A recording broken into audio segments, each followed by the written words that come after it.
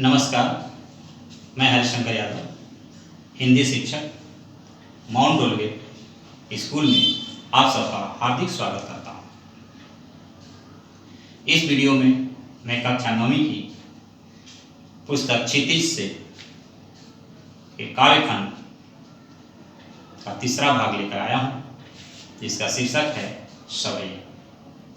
सवैया एक प्रकार का छंद होता है, इसमें 4 पंक्तियां होती और 22 से लेकर के 26 तक उसमें वर्ण आते हैं। सवैया रसखान द्वारा रचित एक छंद है। रसखान भगवान कृष्ण के सच्चे भक्त थे। कृष्ण की भक्ति ने उन्हें इतना प्रेरित कर दिया कि वे ब्रज में जाकर के बस गए। तो आइए सवैया का वाचन करते हुए उसके भावार्थ की ओर चलते हैं। मानुष हो तो वही रस खाना, बसो ब्रज गोकुल गांव के ग्वारन। जो पशु हो तो कहा बस में रहूं, चरऊं नीति नंद की धेनु मझारन। पाहन हो तो वही गिरि को जो कियो हरि छत्र पुरंदर धारन। जो खग हो सो बसेरो करो मिली, कालिंद कुंद कबंधन की डारन। मानुष हो तो वही रस खान, बसो ब्रज गोकुल गांव के ग्वारन। कवि रसखान जी कहते हैं कि यदि अगले जन्म में मुझे मनुष्य का रूप मिले तो मैं ब्रज के गोकुल गांव में ग्वालों के बीच निवास करूंगा। जो पशु हो तो कहा बस मेरा, चरोनित नंद की धेनु मझारन।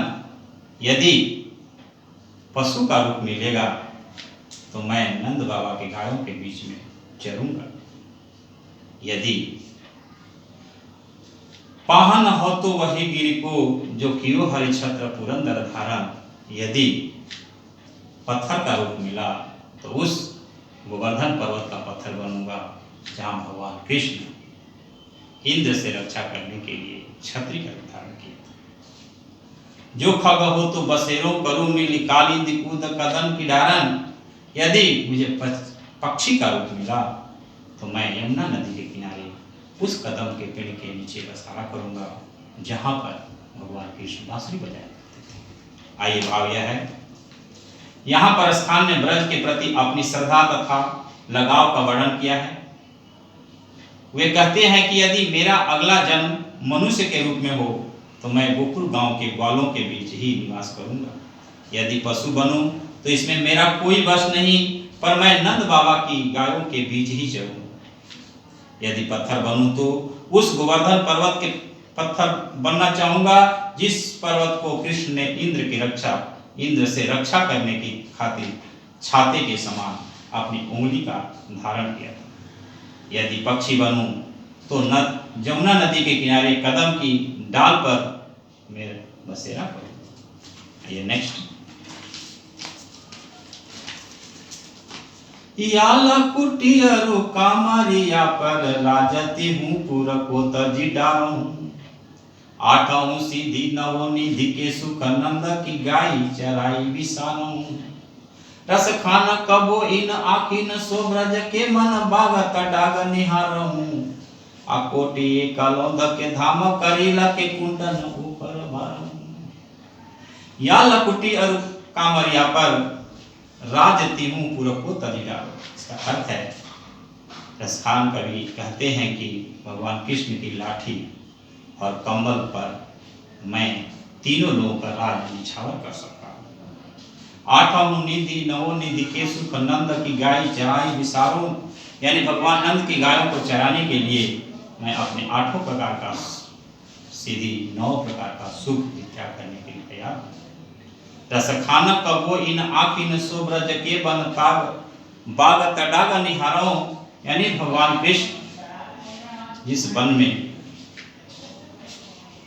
गाय चराया करते थे तो रसखान कहते हैं कि उस ब्रज के वन, बाग और तालाब को देखने के लिए मेरी आंखें तड़पती रहती है।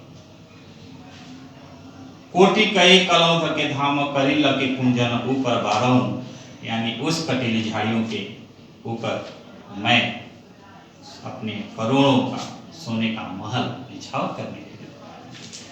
आइए भाव यह है, रसखान श्री कृष्ण की प्रिय वस्तुओं के लिए संसार के बड़े से बड़े सुख भी त्यागने को तैयार हैं।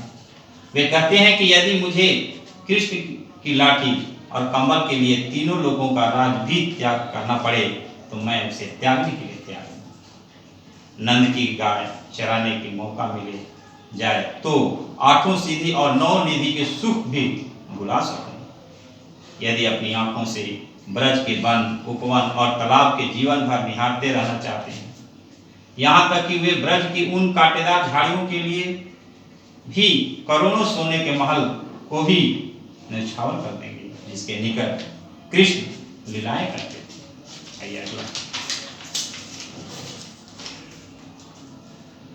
मोर पंखा सिर ऊपर राखूं, गुंज की माला गले पहिरूंगी, ओढ़ी पीतंबर लेला कुटी बन गोधन ग्वारी न संग फिरूंगी। भाव तो वही मेरो रस खानी सो तेरे कहे सब संग करूंगी। या मुरली मुरली धर के अधरा न धरे अधरा न धरूंगी। मोर पंख सिर ऊपर रखियों, गुंज की माल गले फिरूंगी। इस पंक्ति में गोपियां अपनी सखियों से कहती है, अपनी सखियों से कहती है कि मैं अपने सिर पर मोर का पंख ले लूंगी, गुंज की माला पहन लूंगी घर में, और ये पीतंबर ले लकुटी बन गोधन ग्वारी न संग फिरूंगी, यानी पीला वस्त्र धारण करके हाथ में लाठी लेकर के मैं गायों के पीछे पीछे घूमूंगी। भाव तो वे ही मेरो रस खानी सो तेरे कहे सब स्वांग करूंगी।